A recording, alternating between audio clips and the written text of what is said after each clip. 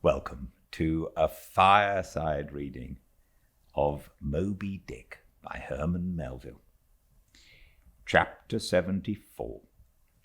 The Sperm Whale's Head. Contrasted View. Here, now, are two great whales laying their heads together. Let us join them and lay together our own. Of the grand order of folio leviathans, the sperm whale and the right whale are by far the most noteworthy. They are the only whales regularly hunted by man.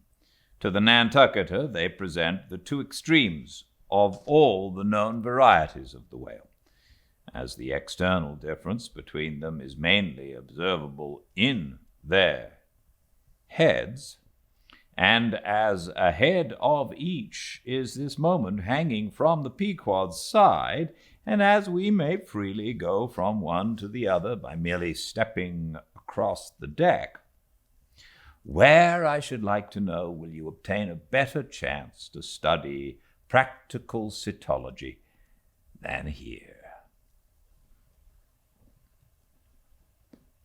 In the first place, you are struck by the general contrast between these heads. Both are massive enough in all conscience, but there is a certain mathematical symmetry in the sperm whales, which the right whale sadly lacks.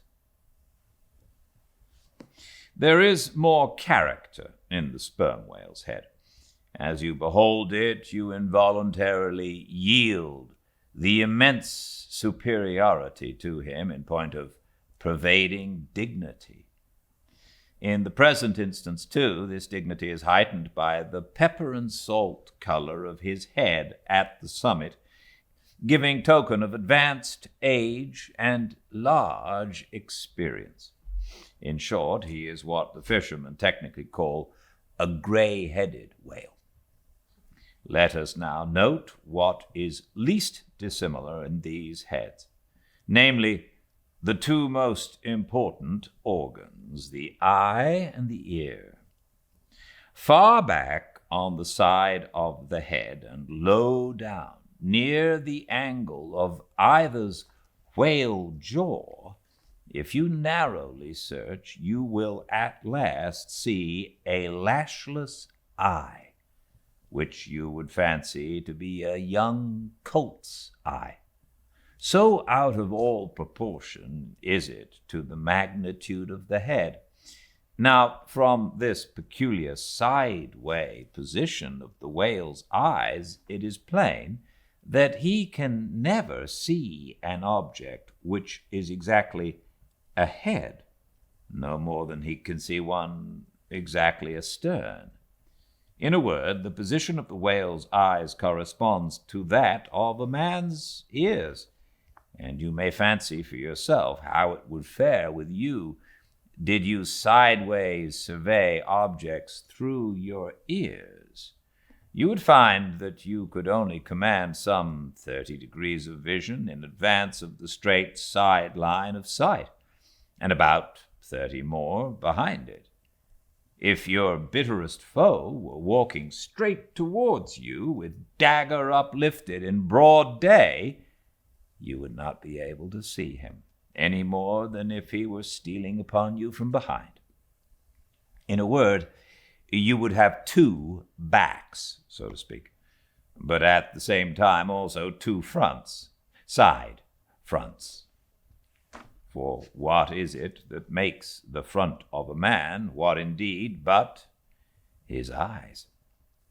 Moreover, while in most other animals that I can now think of, the eyes are so planted as imperceptibly to blend their visual power so as to produce one picture and not two to the brain, the peculiar position of the whale's eyes, effectually divided as they are by many cubic feet of solid head, which towers between them like a great mountain separating two lakes in valleys, This, of course, must wholly separate the impressions which each independent organ imparts. The whale, therefore, must see one distinct picture on this side and another distinct picture on that side, while all between must be profound darkness and nothingness to him. Man may, in effect, be said to look out on the world from a sentry box with two joined sashes for his window, but with the whale, these two sashes are separately inserted, making two distinct windows, but sadly impairing the view. This peculiarity of the whale's eyes is a thing always to be borne in mind in the fishery, and to be remembered by the reader in some subsequent scenes. A curious and most puzzling question might be started concerning this visual matter as touching the Leviathan, but I must be content with a hint. So long as a man's eyes are open in the light, the act of seeing is involuntary. That is, he cannot then help mechanically seeing whatever objects are before him. Nevertheless, any one's experience will teach him that though he can take in an undiscriminating sweep of things at a glance, it is quite impossible for him attentively and completely to examine any two things, however large or however small, at one and the same instant of time, never mind if they lie side by side and touch each other. But if you come now to separate these two objects and surround each by a circle of profound darkness, then in order to see one of them in such a manner as to bring your mind to bear on it, the other will be utterly excluded from your contemporary consciousness. How is it, then, with the whale? True, both his eyes in themselves must simultaneously act, but is his brain so much more comprehensive, combining, and subtle than man's, that he can at the same moment of time attentively examine two distinct prospects, one on one side of him and the other in an exactly opposite direction? If he can, then is it as marvelous a thing in him as if a man were able simultaneously to go through the demonstrations of two distinct problems in Euclid. Nor, strictly investigated, is there any incongruity in this comparison.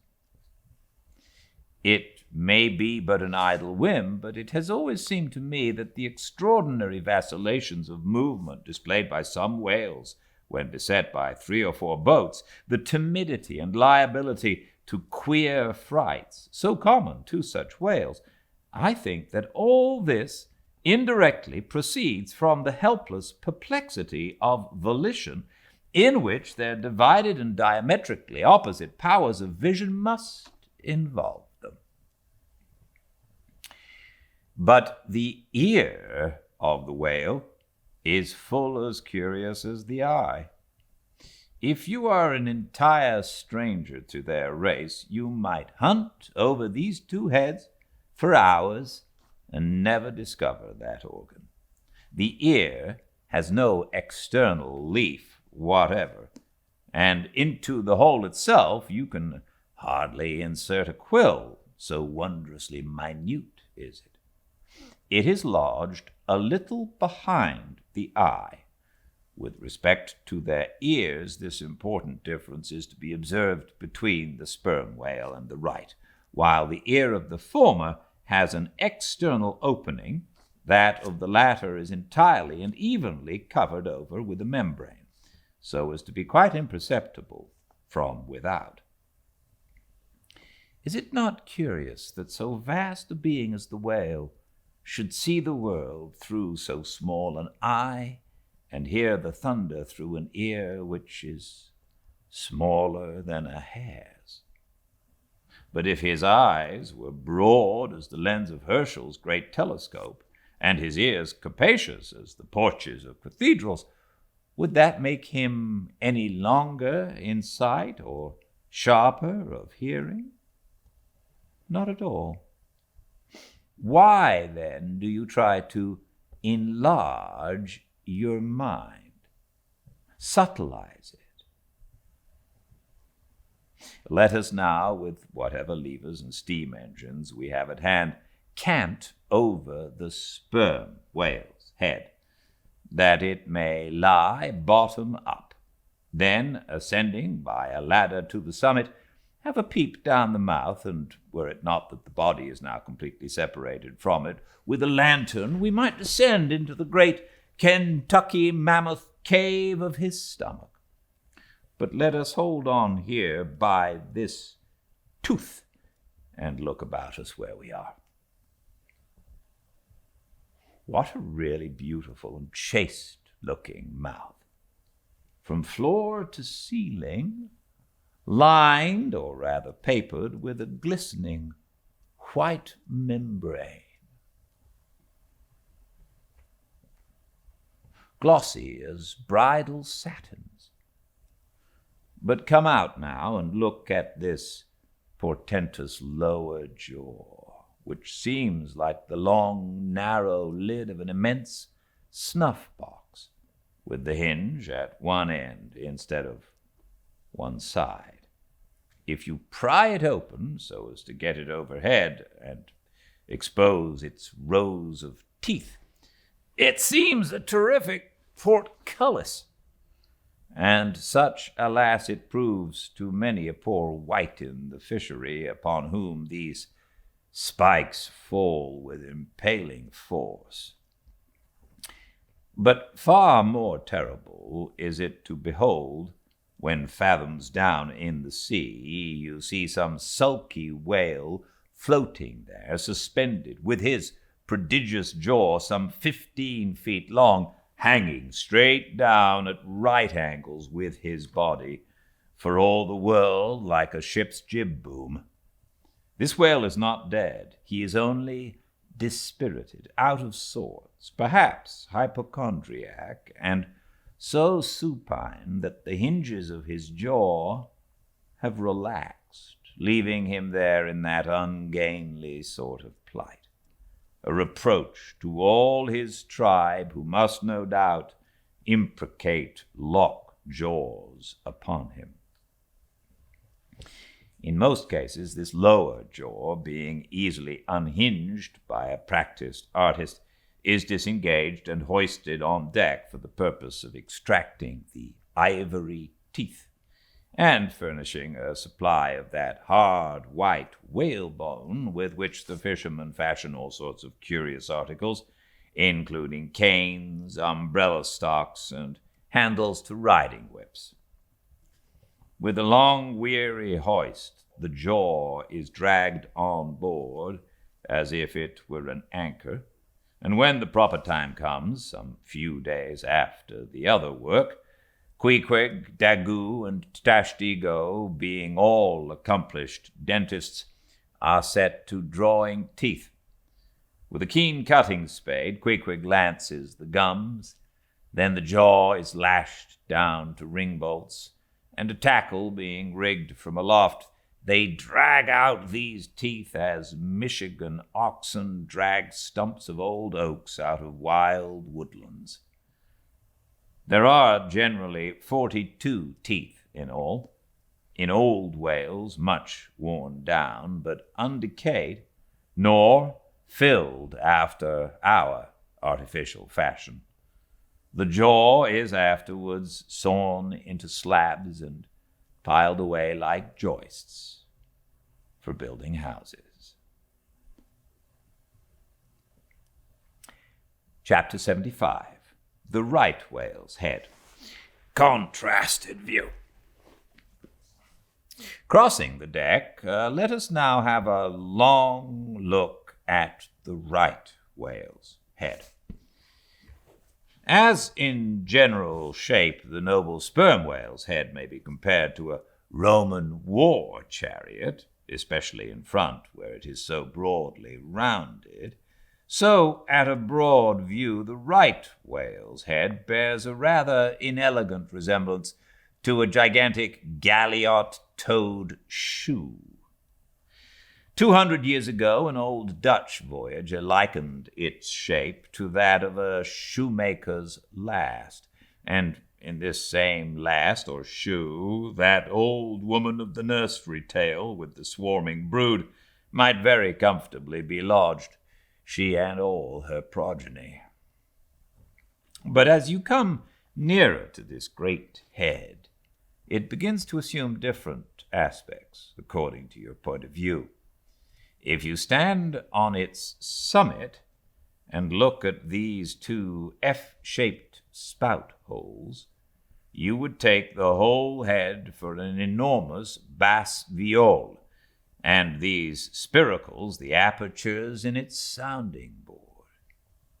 Then again, if you fix your eye upon this strange, crested comb-like incrustation on the top of the mast, this green barnacled thing which the Greenlanders call the crown, and the southern fishers the bonnet of the right whale, fixing your eyes solely on this, you would take the head for the trunk of some huge oak with a bird's nest in its crotch. At any rate, when you watch those live crabs that nestle here on this bonnet, such an idea will be almost sure to occur to you, unless indeed your fancy has been fixed by the technical term crown, also bestowed upon it, in which case you will take great interest in thinking how this mighty monster is actually a diademed king of the sea, whose green crown has been put together for him in this marvelous manner. But if this whale be a king, he is a very sulky-looking fellow to grace a diadem. Look at that hanging lower lip. What a huge sulken pout is there! A sulken pout by carpenter's measurement, about 20 feet long and 5 feet deep. A sulken pout that will yield you some 500 gallons of oil and more. A great pity now that this unfortunate whale should be hare-lipped.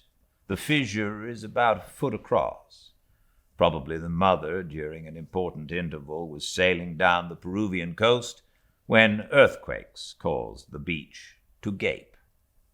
Over this lip, as over a slippery threshold, we now slide into the mouth. Upon my word, were I at Mackinaw, I should take this to be the inside of an Indian wigwam. Good Lord, is this the road that Jonah went?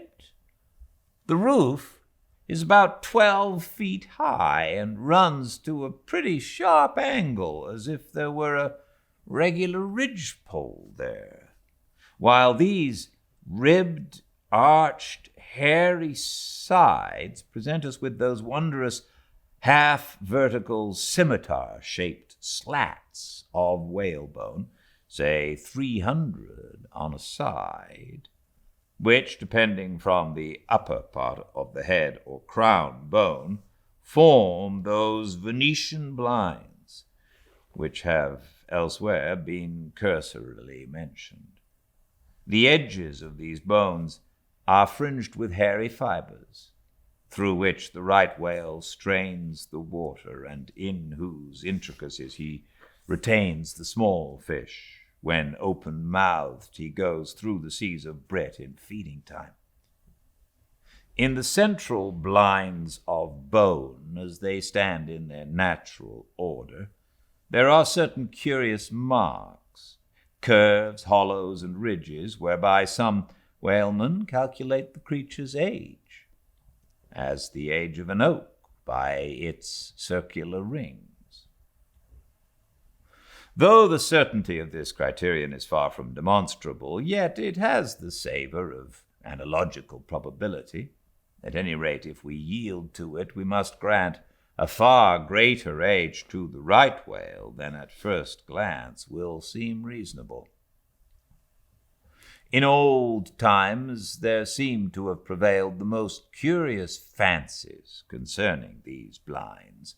One voyager in Purchas calls them the wondrous whiskers inside of the whale's mouth. Footnote: this reminds us that the right whale really has a sort of whisker, or rather a moustache, consisting of a few scattered white hairs on the upper part of the outer end of the lower jaw. Sometimes these tufts impart a rather brigandish expression to his otherwise solemn countenance. Another, hog's bristles. A third old gentleman in Hacklat uses the following elegant language: there are about 250 fins growing on each side of his upper chop, which arch over his tongue on each side of his mouth. As everyone knows, these same hog's bristles, fins, whiskers, blinds, or whatever you please, furnish to the ladies their busks and other stiffening contrivances. But in this particular, the demand has been on the decline. It was in Queen Anne's time that the bone was in its glory, the farthingale being then all the fashion. And as those ancient dames moved about gaily, though in the jaws of the whale, as you may say, even so in a shower with the like thoughtlessness do we nowadays fly under the same jaws for protection, the umbrella being a tent spread over the same bone. But now, forget all about blinds and whiskers for a moment, and standing in the right whale's mouth, look around you afresh. Seeing all these colonnades of bones so methodically ranged about, would you not think you were inside of the great Harlem organ and gazing upon its 1,000 pipes? For a carpet to the organ, we have a rug of the softest Turkey, the tongue, which is glued, as it were, to the floor of the mouth. It is very fat and tender, and apt to tear in pieces in hoisting it on deck. This particular tongue, now before us, at a passing glance, I should say it was a 6-barreler. That is, it will yield you about that amount in oil. Ere this, you must have plainly seen the truth of what I started with, that the sperm whale and the right whale have almost entirely different heads. To sum up, then, in the right whales there is no great well of sperm, no ivory teeth at all, no long, slender mandible of a lower jaw, like the sperm whales. Nor in the sperm whale are there any of those blinds of bone, no huge lower lip, and scarcely anything of a tongue. Again, the right whale has 2 external spout holes, the sperm whale only 1. Look your last now on these venerable hooded heads, while they yet lie together, for one will soon sink, unrecorded in the sea. The other will not be very long in following. Can you catch the expression of the sperm whale there? It is the same he died with, only some of the longer wrinkles in the forehead seem now faded away. I think his broad brow to be full of a prairie-like placidity, born of a speculative indifference as to death. But mark the other head's expression. See that amazing lower lip, pressed by accident against the vessel's side so as firmly to embrace the jaw. Does not this whole head seem to speak of an enormous practical resolution in facing death.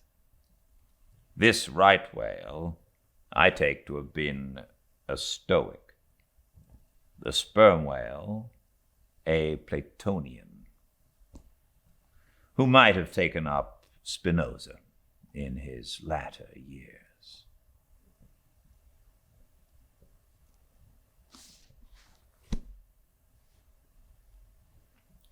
Thank you for joining me. Please join me tomorrow, same time and place, 5 Pacific, at Fireside Reading on Instagram. And check out the YouTube channel, Fireside Reading, if you would like. Until I see you again, please be very well. Good night.